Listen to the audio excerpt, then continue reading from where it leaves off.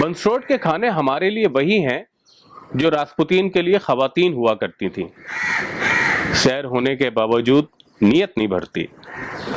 ایک شام دیرینہ دوستوں کے ساتھ کباب فرائی کھانے گئے تو پہلے ہی بتا دیا کہ آج شب بسری نہ ہوگی، ہم جلدی چلے جائیں گے، ہماری اگلی صبح چین کی فلائٹ ہے. آواز کی آمد و رفت کا حق رکھتے ہوئے حلق سے نیچے تک کباب فرائی بھر لینے کے باوجود نیت خراب رہی. گھر پہنچتے پہنچتے پیٹ بھی خراب ہو گیا.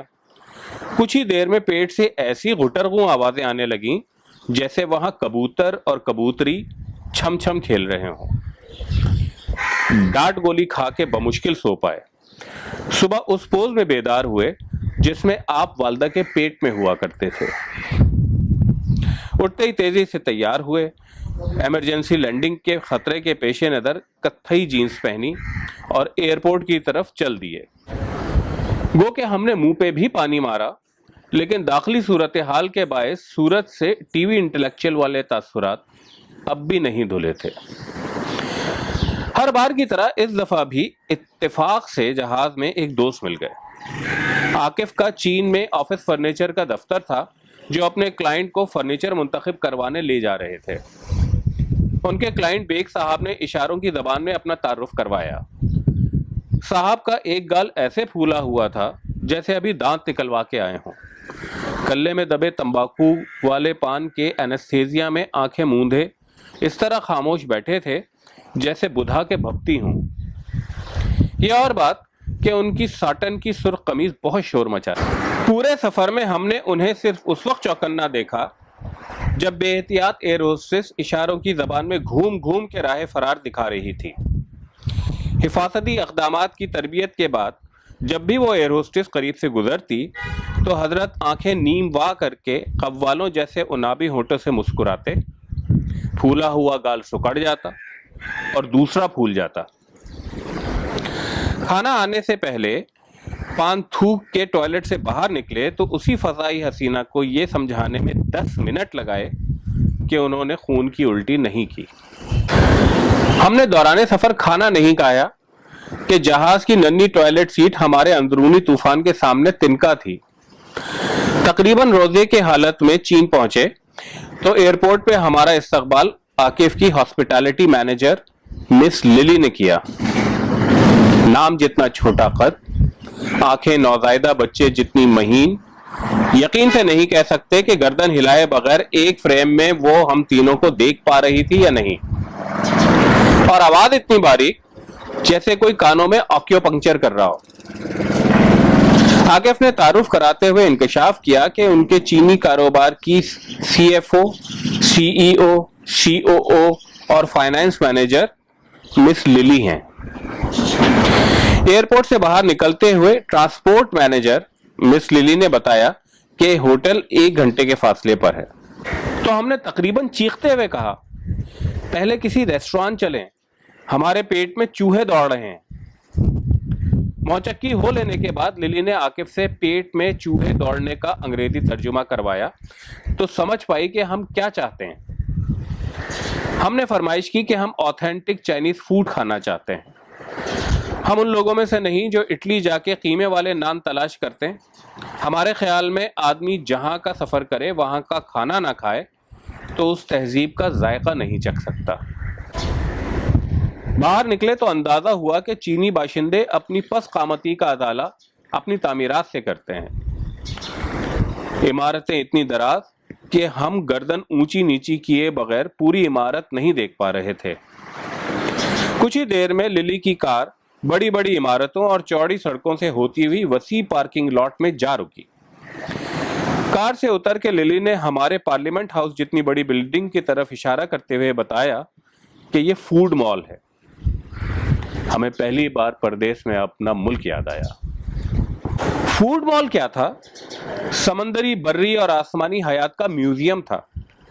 کہیں مرتبان میں سیاہ لال بیگ سانپ اور چھپکلی رینگ رہے تھے تو کہیں ایکویریم میں آکٹوپس اور نہ جانے کون کون سی انجانی سمندری حیات غوطے لگا رہی تھی. ایک پنجرے میں کوے اپنی کڑھائی بننے کے منتظر تھے تو دوسری طرف گدھ اپنے مرنے کا خود انتظار کر رہا تھا. سامنے کی طرف بندر، کچھوا اور گرگٹ وغیرہ لائیو فوڈ ہو کے اپنا رنگ بدل رہے تھے۔ ہم نے منظر کی کراہیت سے تنگ آ کے منہ دوسری طرف پھیرا تو وہاں پنجرے میں چمگادڑ الٹے قدموں ہماری حیرت کو حیرت سے دیکھ رہی تھی۔ ہمیں زور سے ابکائی آئی۔ ہم بھاگ کے ایک دکان میں گھس گئے جس کے چوکور شیشے کا مرتبان خالی تھا۔ شاید اس کا اسٹاف ابھی شکار سے پہنچا نہیں تھا۔ عاقف اور بیگ صاحب بھی اسی ہونق چہرے کے ساتھ ہمارے پیچھے پیچھے آئے تو للی نے وہیں آ لیا اور آنکھیں مچمچا کے پوچھا، تو پھر کیا فیصلہ کیا؟ کیا کھانا ہے؟ عاقف نے معاملہ سنبھالتے ہوئے کہا، یہاں ویجیٹیرین فوڈ نہیں، چلو کہیں اور چلتے ہیں۔ یہ کہہ کر ہم سب باہر جانے کے لیے تیزی سے پلٹے تو للی نے روک لیا۔ معافی چاہتی ہوں، مجھے نہیں معلوم تھا کہ آپ لوگ ویجیٹیرین ہیں۔ ماتا ٹھنکتے ہوئے، آپ لوگ تو ان جانوروں کی پرستش کرتے ہیں۔ یہ کہہ کے وہ ہمیں ہانکتے ہوئے تیسری منزل کے ایسکیلیٹر کی جانب دھکیلتی ہوئی لے گئی۔ تیسری منزل پہ انناس لگا پیزا، تلے ہوئے کدو، کیلے بھرے پراٹھے اور ایسے کئی مشرق بعیدی پکوان دیکھے جنہیں دیکھ کے سمجھ آ گیا کہ بدھا نے ہرے بھرے جنگل میں بھوکا رہنے کو کیوں ترجیح دی۔ کیلے بھرے پراٹھے کا گرم توا کانسرٹ کی سموک مشین بنا ہوا تھا اور دھوئیں کے مرغولوں میں دکاندار مخصوص بیٹ پہ چمٹا مار مار کے دعوت طعام دیے جا رہا تھا۔ ہم نے للی سے کہا، اس سے کہو پراٹھے بنا دے مگر کیلے نہ ڈالے۔ للی نے دور ہٹ کے کچھ دیر ہمیں غور سے دیکھا اور پھر قریب آ کے گویا ہوئی۔ سویا بین کے تیل والا پراٹھا اور بھی سستا پڑتا، لیکن یہاں صرف خالص سور کی چربی والے تیل کے پراٹھے بنتے ہیں۔ ہم تینوں ایک ساتھ اٹھتے دھوئیں سے اچھل کے دور ہوئے، للی سے ٹوائلٹ کا مقام معلوم کیا اور بھاگتے ہوئے پبلک ٹوائلٹ چلے گئے۔ منہ اور ناک میں انگلیاں ڈال کے رگڑ رگڑ کے دھونے کے بعد پلٹے تو ٹوائلٹ میں 2 لڑکیاں داخل ہو گئیں۔ بیگ صاحب کی چیخ نکل گئی اور وہ بیگ صاحب کو دیکھ کے ایسے چیخیں جیسے لال بیگ دیکھ لیا ہو۔ ہم بدحواسی میں زنانہ ٹوائلٹ میں داخل ہو گئے تھے۔ چیخیں سن کے للی آئی، تیزی سے باہر نکالا اور مردانہ ٹوائلٹ کے سامنے موجود بینچ پہ بٹھا کے اپنی سانس بحال کی۔ کچھ توقف کے بعد ہلکی آواز میں رازدارانہ انداز میں پوچھا، اگر بجٹ مسئلہ نہ ہو تو میں آپ کو ایک بہت ہی خاص ڈش تجویز کر سکتی ہوں جو اپنی لذت کے لیے چائنا کے امراء میں مشہور ہے۔ بیگ صاحب نے مسکرا کے اپنے بریف کیس پہ تھپکی دی جس پہ نمبروں والا تالا لگا ہوا تھا۔ للی نے گردن کے جھٹکے سے نیچے چلنے کا اشارہ کیا اور ہم سے آگے تیزی سے ایک دکان پہ جا پہنچی اور پلٹ کے موٹر سائیکل کے اشتہار کی ماڈل کی طرح اس کے مرتبان سے ٹک کے کھڑی ہو گئی اور بلا وجہ مسکرانے لگی۔ ہم نے آگے بڑھ کے مرتبان میں جھانکا تو وہاں ایک مگرمچھ کا زندہ بچہ رینگ رہا تھا۔ بیگ صاحب نے پان کی گلوری دوسرے کلے میں پارک کرتے ہوئے مسکین صورت بنا کر پوچھا، یہاں غریبوں کے لیے کوئی کھانا ملتا ہے؟ للی نے اس بات میں سر ہلاتے ہوئے قریبی دکان کی طرف بیزاری سے اشارہ کیا۔ وہاں موجود ویٹر شاید پہلے سے ہی تیاری کیے بیٹھا تھا۔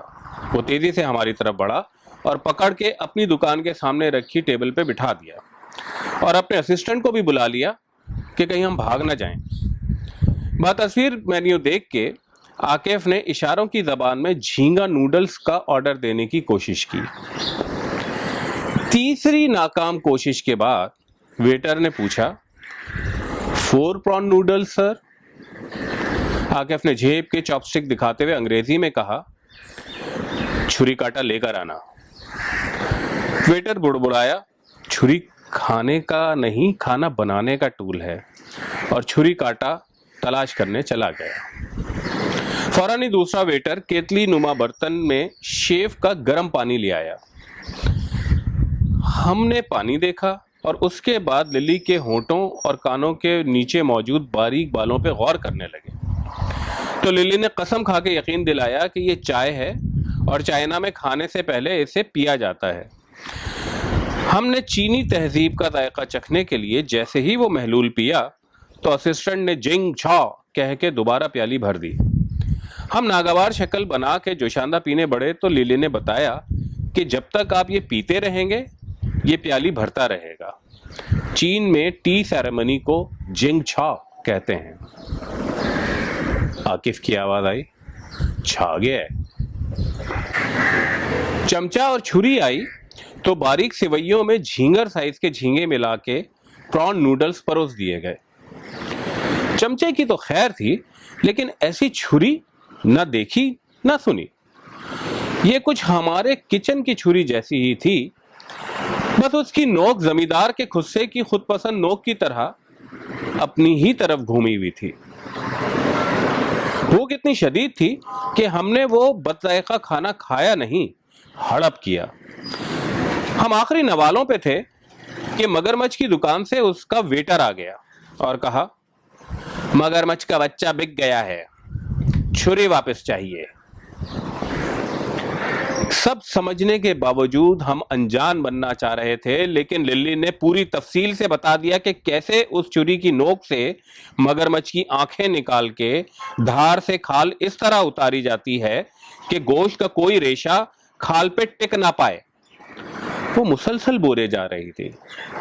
ہمیں یاد نہیں کہ اس نے چھری کی کن کن ریشہ دوانیوں کا ذکر کیا، لیکن ہمیں یہ آج تک یاد ہے کہ باجماعت قے کرنے سے پہلے ہم تینوں نے ایک حلق ہو کے اتنی زور سے آواز نکالی کہ فوڈ مال کے تمام چرند پرند اپنے اپنے مقام پہ سہم کے رہ گئے۔ نڈھال قدموں فوڈ مال سے باہر جاتے ہوئے دیکھا کہ مگرمچھ والی دکان پہ ایک بے انتہا ملائم کافی ردہ حسینہ اتنے انہماک سے اندھا مگرمچھ کھا رہی تھی کہ اس کی منی اسکرٹ تنگ آ چکی تھی۔ اور اس فوڈ مال کا آخری منظر جو ہماری یادداشت پہ ثبت ہے وہ یہ کہ اس خالی دکان کا دکاندار آ چکا تھا۔ چوکور مرتبان میں چوہے دوڑ رہے تھے۔